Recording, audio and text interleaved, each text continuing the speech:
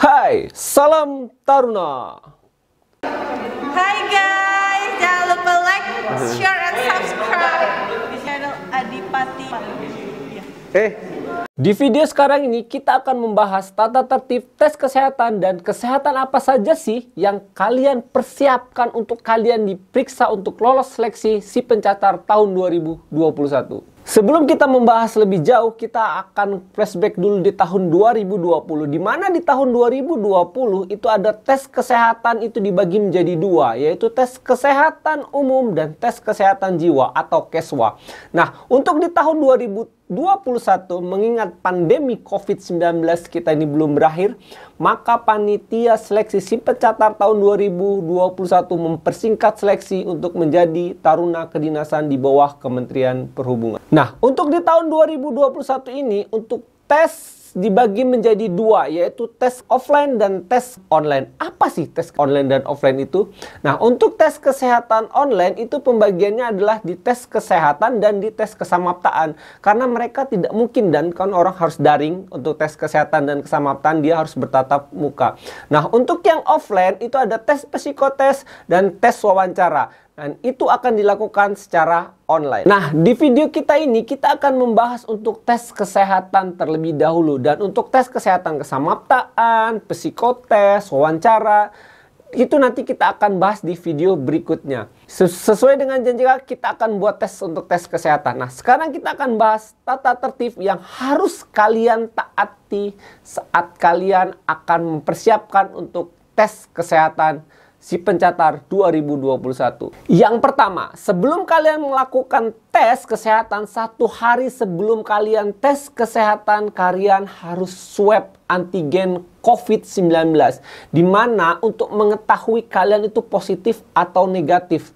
Dan apabila hasil kalian positif atau reaktif, maka kalian diberi waktu untuk isolasi mandiri selama 10 hari.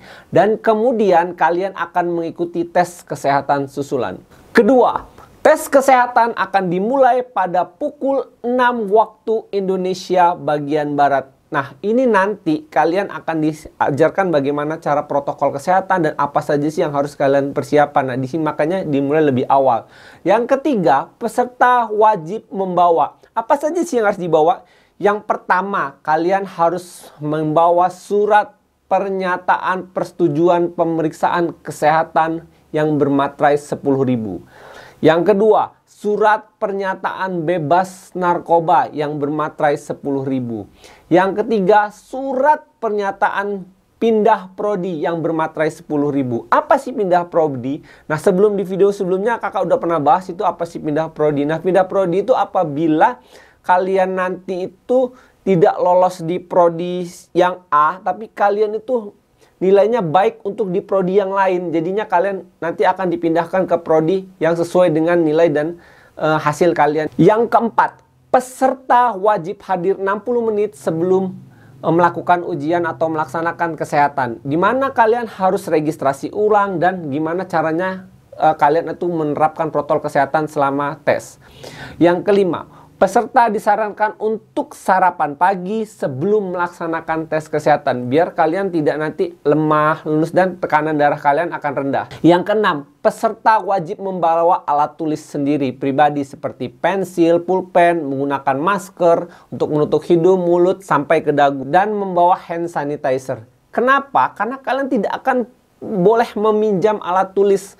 Karena salah satu penyebarannya adalah kalian nanti, karena salah satu penyebaran COVID-19 nanti itu kalian melalui alat tulis kalian. Kita kan nggak akan pernah tahu, entah kena liur, entah kena ludah, entah kalian bersin, kan kita nggak akan pernah tahu. Yang ketujuh, peserta wajib menggunakan kemeja putih dan celana atau rok panjang kain. Ingat, kain bukan jeans, yang berwarna hitam gelap, sopan dan bersepatu. Yang kedelapan, peserta tidak terpapar suara berisik. Jadi untuk supaya kalian tuh tidak terganggu nanti pas tes kesehatannya selama 14 jam. Dan tidak memakai headset. Ingat, tidak boleh pakai headset ya sebelum kalian melaksanakan tes pemeriksaan tes kesehatan. Dan yang kesembilan, inilah yang paling penting. Peserta tidak boleh memakai lensa kontak, kacamata, dan persiapan logam selama proses pemeriksaan kesehatan. Nah, kenapa? Ini kan ada kadang-kadang orang yang minus setengah, minus 1 itu pakai kontak lens atau kacamata, itu tidak boleh. Biarpun ada ketentuannya, ada ketentuan minus, yaitu minus maksimal 2 itu boleh untuk melakukan tes kesehatan. Nah, itulah tadi tata tertib yang harus kalian jadikan pedoman untuk tes kesehatan kalian di Si Pencatar 2021. Nah, sekarang kita akan bahas apa saja sih yang akan diperiksa untuk tes kesehatan. Ini mungkin kalian tunggu-tunggu, penting. Karena kalian akan mempersiapkan diri kalian, apa sih yang harus aku persiapkan? Apa aja sih yang ada dalam, kesehatanku ini yang bermasalah. Nah, inilah tes kesehatan yang akan diperiksa nanti saat kalian Si Pencatat. Yang pertama adalah riwayat penyakit. Yang kedua, pemeriksaan fisik. Yang ketiga, pemeriksaan tajam penglihatan. Yang keempat, pemeriksaan tajam pendengaran kalian. Dan yang terakhir adalah pemeriksaan penunjang. Nah, pemeriksaan penunjang ini kalian akan ada 4 yang akan diperiksa. Yaitu pertama adalah pemeriksaan laboratorium, pemeriksaan radiologi atau foto torak kalian. Yang ketiga adalah pemeriksaan elektrokardiografi atau yang sering disebut EKG. Dan yang keempat, pemeriksaan audiometri. Nah, apa sih pemeriksaan penunjang laboratorium? Nah, pemeriksaan penunjang laboratorium itu ada darah, ada urin, dan pemeriksaan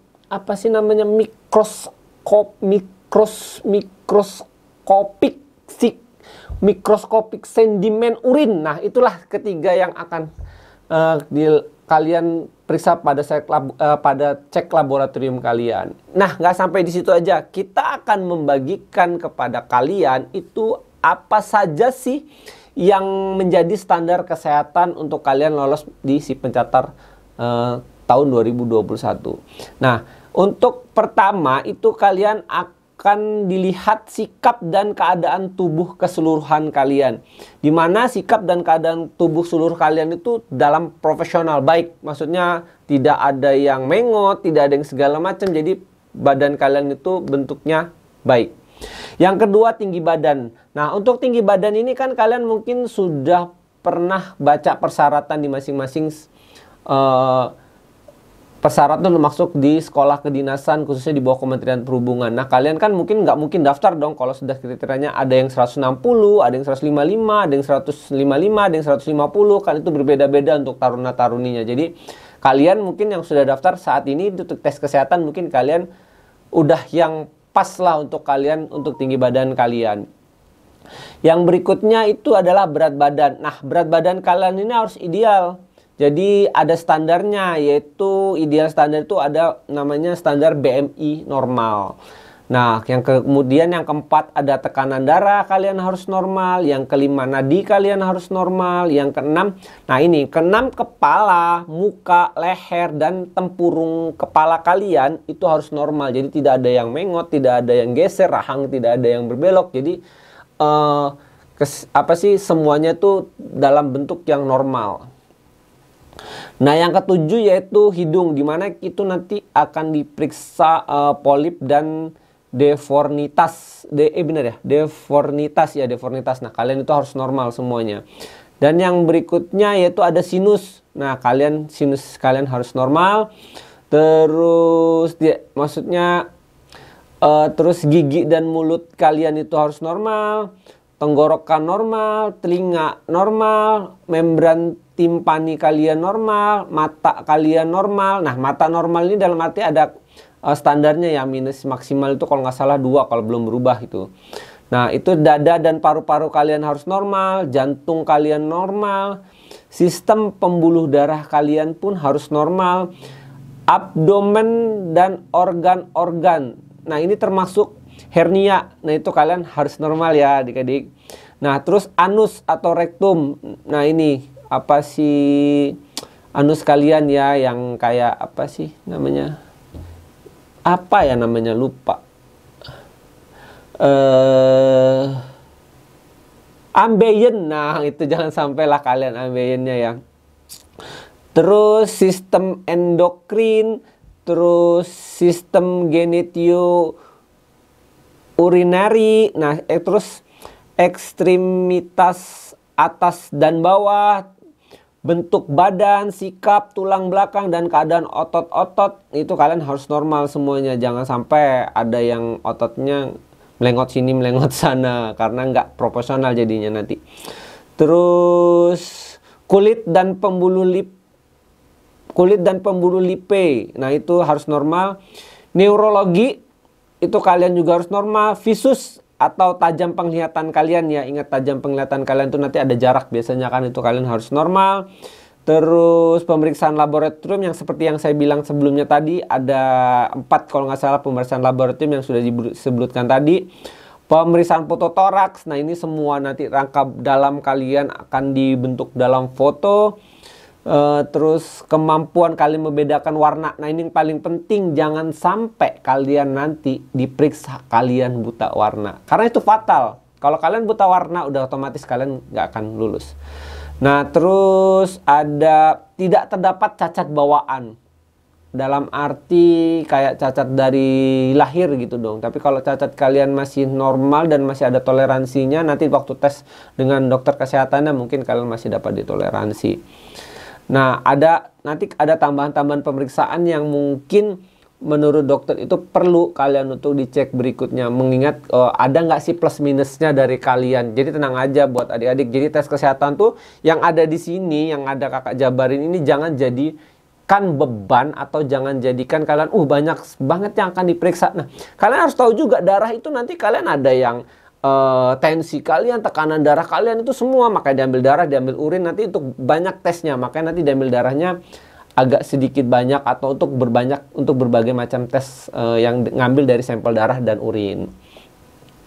Nah itu mungkin ada sedikit tambahan buat kalian. Ini yang mungkin kalian akan mengganggu kalian untuk tes kesehatan, yaitu adalah kelainan yang bersifat fatal yang dapat mengakibatkan penyakit yang berujung pada kecacatan permanen dan kematian. Nah itu mungkin yang kalian dapat menggugurkan kalian. Terus yang berikutnya adalah kelainan atau penyakit yang dapat membahayakan orang lain. Nah ini penyakit menular. Nah itu yang bahaya. Karena kalian nanti kan di asrama itu kalian akan bersama-sama dan akan satu asrama. Sekamar mungkin ada yang 4, ada yang 5, ada yang 6. Nah kalian nanti kalau tidur dengan mereka berbahaya kan, bisa menular ke teman-teman yang lain.